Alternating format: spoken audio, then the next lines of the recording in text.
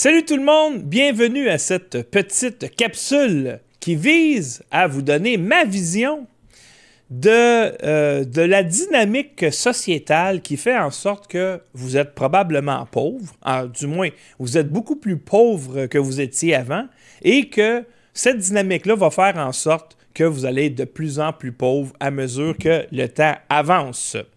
Alors, qui contrôle le monde? Évidemment, c'est l'argent. L'argent contrôle le monde. Et dans mon petit schéma, on voit en haut un milliardaire ou un banquier, ou du moins, c'est les mêmes personnes. C'est les gens qui contrôlent les banques, qui contrôlent l'argent. Et eux, ils font de l'argent comment? Lorsqu'ils prêtent de l'argent, avec intérêt, bien sûr. Et qui empruntent beaucoup, beaucoup d'argent? Eh bien, ce sont les gouvernements. Et bien sûr que les banquiers, ceux qui contrôlent l'argent, vont contrôler également les médias. C'est beaucoup plus vrai aux États-Unis. Ici, c'est un peu différent dans le sens que les milliardaires, oui, parfois, ils ont des intérêts dans les médias, ça c'est certain, mais également vont graisser les politiciens pour les convaincre de donner beaucoup, beaucoup d'argent aux médias et ensuite, ces gens-là vous racontent ce qu'ils veulent. Alors, est-ce que vous vous demandez parfois comment ça se fait qu'on est toujours de plus en plus pauvre, on paye de plus en plus d'impôts, puis on n'en a pas pour notre argent? Pourquoi? Eh bien, peut-être parce que l'industrie de la pauvreté, c'est l'industrie la plus payante pour les banquiers. Pourquoi? Eh bien, parce que plus le monde est pauvre, moins il paye de taxes et d'impôts, eh bien, plus les gouvernements doivent emprunter pour payer des choses. C'est pour ça que, par exemple, on ne va jamais se poser la question comment ça se fait qu'il y a moins d'argent qui rentre au gouvernement? Comment ça se fait que les entreprises s'en vont?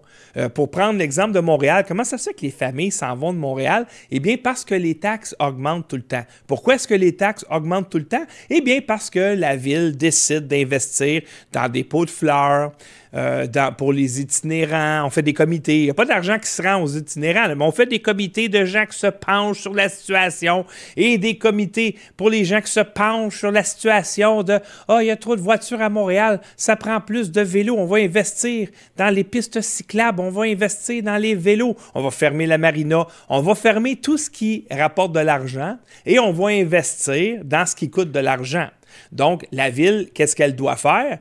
Mais il y a moins d'argent qui rentre parce que les gens s'en vont, les entreprises s'en vont. Qu'est-ce qu'ils font? Eh bien, ils empruntent. Et qui est content? Les banques. Et c'est la raison pour laquelle les médias vont jamais arrêter quelqu'un qui fait la promotion de l'industrie de la pauvreté, mais qui vont tout faire pour arrêter quelqu'un qui s'oppose à l'industrie systémique de la pauvreté. Parce que ça, les banques, ça ne fait pas leur affaire. Un candidat qui dit « je vais équilibrer le budget, donc je ne serai pas obligé d'emprunter », vous êtes sûr que les médias vont le démolir parce que eux, la caméra est tournée vers le pauvre, l'itinérant, mais la caméra n'est pas tournée vers ceux qui s'en vont, ceux qui arrêtent de contribuer ou les freins qu'ils mettent à la croissance économique. Alors, finalement, qu'est-ce qui se passe? Les compagnies s'en vont, les gens perdent leur emploi, là, ils sont sur le chômage. Ah, là, ils dépendent de l'État. Alors, il faut les aider, ces gens-là. Ils ne contribuent plus, mais ils reçoivent de l'argent. Et c'est ces gens-là qui vont se lever pour aller voter. Ceux qui reçoivent de l'argent, ils vont aller voter. Ça, vous pouvez être sûr de ça. Alors, pour gagner des élections, un politicien, plus le monde est pauvre, plus il va avoir de votes. Parce que si ce sont les pauvres qui votent pour Valérie Plante à Montréal ou pour le Parti libéral au Canada ou au Québec ou NPD, ce sont les pauvres qui votent.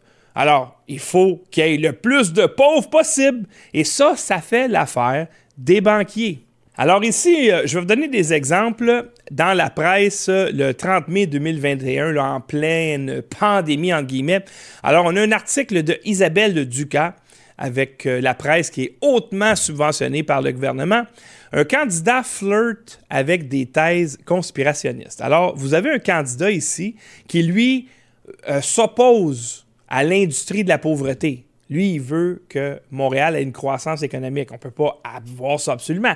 Alors, ce qu'on va faire, c'est qu'on va coller une étiquette qui ne veut rien dire, mais qui a comme objectif de discréditer la personne. Et aussi, le message au lecteur, c'est « vote pas pour cette personne-là ». Elle flirte avec des idées conspirationnistes. Alors, on va aller voir de quoi elle parle, cette brillante journaliste. Et ça dit ici, avec le temps, le problème des conspirationnistes n'est pas qu'ils ont souvent tort, c'est plutôt qu'ils ont souvent raison, mais un peu trop tôt. Alors ça, c'est Gilbert Thibodeau qui avait tweeté ça le 8 avril de cette année-là. Et Gilbert Thibodeau a dit « Je suis pro-choix concernant le vaccin ou le masque ». Alors ça, c'est considéré être pro-choix, c'est considéré comme une thèse conspirationniste. De dire que les, entre guillemets, conspirationnistes ont souvent raison, c'est conspirationniste. De constater que les conspirationnistes ont raison, c'est être conspirationniste. Et ici, il dit « La COVID-19 est virulente, attaque sévèrement le système respiratoire humain, mais les gens se lassent un peu de la manipulation de masse. » Donc, Gilbert Thibodeau dit « Oui, le COVID existe, oui, il est virulent, oui, ça attaque sévèrement au système respiratoire. Tout ça, c'est tout dans le récit médiatique, mais les gens, ils commencent à être tannés du contrôle. » Ça, pour cette journaliste, c'est flirter avec des idées, des thèses conspirationnistes.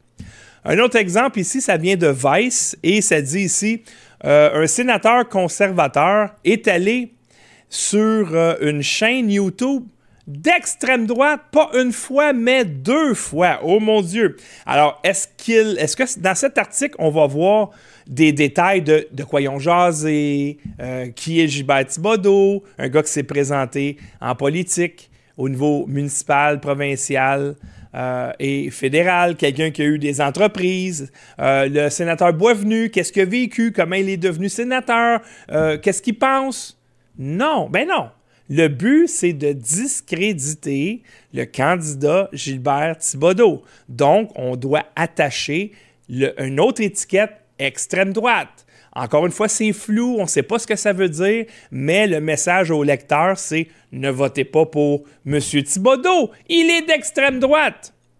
Alors, je suis allé voir dans l'article et ça dit ici que le studio, qu'on s'appelait comme ça avant, est connu pour donner une plateforme à des théories de la conspiration et de l'extrémisme d'extrême droite. Et même Radio-Canada, c'est Radio-Canada qui a dit ça.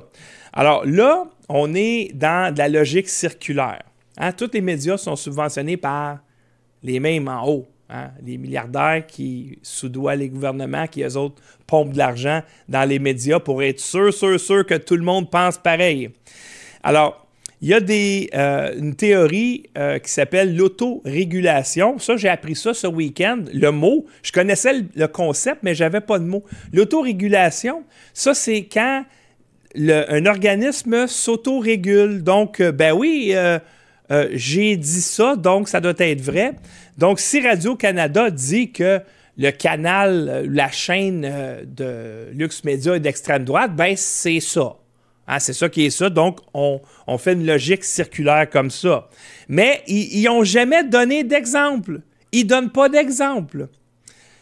Alors, moi, j'ai demandé à l'intelligence artificielle Grok, c'est qui ça, Lux Media? Puis André Pitt. Qui est André Pitt de Lux Media? Puis, à la fin, il dit « Lux Media a suscité des débats en raison de son contenu qui est perçu par certains comme propageant des idées extrêmes ou complotistes. » Alors, j'ai demandé à cette même intelligence artificielle-là, donne-moi 5 exemples d'idées extrêmes exprimées chez Lux Media. Et sa réponse, je ne peux pas fournir d'exemples précis d'idées extrêmes attribuées à Lux Media sans risquer de propager des informations non vérifiées ou de tomber dans des généralisations. Mes données ne me permettent pas de confirmer des déclarations spécifiques ou récentes qui seraient qualifiées d'extrêmes de manière objective. Donc, il n'est pas capable de donner d'exemples parce qu'il n'y en a pas d'exemples. Il n'y a aucun journaliste qui a dit que soit j'étais d'extrême droite, soit j'étais un complotiste, soit que Lux Media est d'extrême droite, que Lux Media est complotiste. Aucun journaliste n'a jamais donné d'exemple, à part des conneries qui se sont avérées vraies. OK? Encore maintenant, si on ne peut pas traiter Gilbert Thibodeau de complotiste parce que vous savez, à force de traiter tout le monde de complotiste, à un moment donné, les gens arrêtent d'y croire. Bien, on revient avec cette bonne étiquette qui a toujours marché avant, l'étiquette de controversé. Alors, tout ce qu'on a à dire maintenant, c'est que Gilbert Thibodeau, il est controversé. Donc, le controversé Gilbert Thibodeau retentera sa chance à la mairie de Montréal. Alors, ne votez pas pour lui. Encore une fois, controversé, dans la tête du monde, ça veut rien dire. Si je demande aux journalistes, ça veut dire quoi controversé? Il ne pourra pas me répondre. Si je demande aux gens, donne-moi des qualificatifs ou qu'est-ce qui fait que quelqu'un est controversé, les gens ne pourront pas répondre. En fait, quelqu'un de controversé, c'est quelqu'un dont le discours est à l'inverse ou encore qui contredit, qui n'est pas tout à fait en ligne avec le discours dominant. Et on va le voir tantôt, le discours dominant, ce n'est pas nécessairement le discours le plus populaire. Alors, on va aller voir ici dans l'article de David Beauchamp, pourquoi est-ce que Gilbert Thibodeau est controversé? Alors, il dit, il est connu pour avoir adhéré à des thèses conspirationnistes qu'il partageait régulièrement sur Twitter en 2021. Ah, bien sûr. As-tu un exemple, David? Ah bien oui, notamment par rapport à l'existence de la COVID-19 et au fait que le système immunitaire humain était suffisant pour combattre le virus. Alors, M. Beauchamp, un médecin, il doit être médecin, ce gars-là, ou il y a un doctorat, je ne sais pas trop quoi, en épidémiologie. Lui, ce qu'il vous dit, c'est que c'est pas vrai que le système immunitaire inné que vous avez peut combattre le COVID. Il y a juste l'injection qui peut faire ça. Alors, comme Gilbert a dit que j'ai un système immunitaire et il fonctionne très bien, eh bien ça, c'est controversé. N'est-ce pas incroyable? Oh, c'est incroyable. Alors, on ne peut pas voter pour M. Thibodeau. Il est controversé. Et d'autres étiquettes en passant qu'on met à des gens qu'on veut pas, qui ne sont pas nécessairement controversés, c'est pas nécessairement des conspirationnistes. Quand on n'est pas capable, on va dire qu'il n'y a pas de charisme. Ça veut dire quoi, ça? Pas avoir de charisme? Je ne sais pas. Mais le message au lecteur, c'est « Vote pas pour lui, il n'y a pas de charisme. » Il y a quelqu'un ici qui va nous expliquer c'est quoi la pensée dominante. Il s'appelle Philippe Langlois, il est politicologue, il est professeur. Et lui, il enseigne les sciences politiques, la sociologie, et il explique c'est quoi la pensée dominante, et vous allez comprendre comment on est capable de mettre une étiquette controversée, complotiste à quelqu'un, alors que ça n'a rien à voir avec la réalité. L'idéologie dominante, j'ai peut-être utilisé le terme tout à l'heure, mais sans le définir, mais c'est très intéressant comme définition parce qu'on pourrait imaginer que c'est le système idéologique le plus répandu dans la société, mais c'est pas ça. L'idéologie dominante, c'est le système idéologique qui est promu par le groupe dominant. Ce qui veut dire que ça peut être aussi partagé par l'ensemble de la population ou vous pourriez avoir une situation comme, mettons, à la fin de l'URSS, où la classe dominante poussait encore l'espèce de vieux communisme, mais plus personne n'y croyait dans le peuple. Sauf que on répétait inlassablement, parce que le groupe dominant, c'était comme son idéologie à laquelle il se rattachait bec et ongle, il répétait sans cesse à la Pravda toutes les espèces de doctes communisme, mais sans que plus personne n'y croyait, même l'idéologie, la classe dominante elle-même n'y croyait plus. Et c'est important parce que, dans le fond, quand on parle d'idéologie dominante, on parle d'une idéologie qui est poussée par un groupe social dominant dans la société, mais qui n'est pas nécessairement partagée par tout le monde. Maintenant, je vais vous montrer quelqu'un qui n'a pas été qualifié de controversé par les médias subventionnés. Il s'agit de l'ancienne ministre responsable de la réforme des institutions démocratiques, Mme Rita DeSantis, donc une élue qui a été au pouvoir là, peut-être une dizaine d'années, qui a été ministre, et elle a déclaré ceci à Montréal, pendant qu'elle était ministre. Toute personne qui parlerait à un enfant comme elle a parlé à moi devrait être tuée, massacrée, jetée, je ne sais pas où, et je ne peux pas. Alors, ce qu'elle a dit, c'est qu'il y a déjà un professeur qui lui a dit qu'elle irait nulle part parce qu'elle avait un accent français et on devrait, pour ses propos, la tuer, la massacrer, l'envoyer je ne sais où.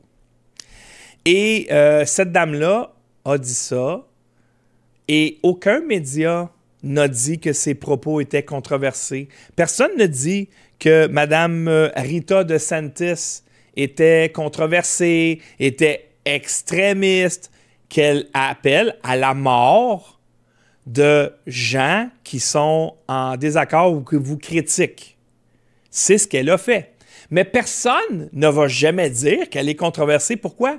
Eh bien, parce qu'elle fait partie de ce système de pauvreté. Elle met de l'essence dans le moteur de l'industrie de la pauvreté. Alors, on ne peut pas la critiquer. Elle demeure dans le récit narratif. Et c'est la raison pour laquelle jamais elle ne sera critiquée. Un autre exemple ici, Gilbert Thibodeau était très content parce que Geoff Molson, le propriétaire des Canadiens de Montréal, puis probablement de la brasserie Molson, etc., un homme important quand même et bien connu, bien apprécié, eh bien, il avait dit dans un article que à Montréal, ça prendrait un maire comme Gilbert Thibodeau. Ouais, c'est sûr que Gilbert était content et il est allé sur X pour tweeter ceci.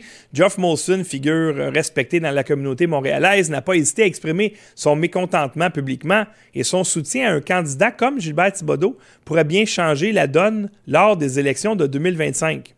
Donc, il a exactement dit, il a cité ce que Geoff Molson a dit, qui a dit que son soutien à un candidat comme Gilbert Thibodeau. Alors, une personne raisonnable va comprendre que Geoff Molson appuie Gilbert Thibodeau. C'est une personne raisonnable va penser ça. Gilbert Thibodeau n'a pas dit qu'il m'appuie. Il a cité exactement Geoff Molson appuie un candidat comme Gilbert Thibodeau. Et là, la presse, évidemment, où les médias subventionnés doivent absolument faire du contrôle de dommages.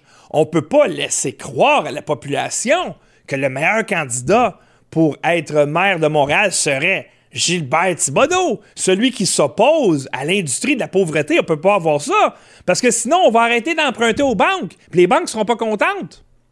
Alors, évidemment, la presse titre ceci, « Un candidat à la mairie prétend à tort être soutenu par Geoff Molson ». On voit ici Charles-Éric Blain-Poulin. Quand tu vois bien des noms comme ça, là, ça en dit long.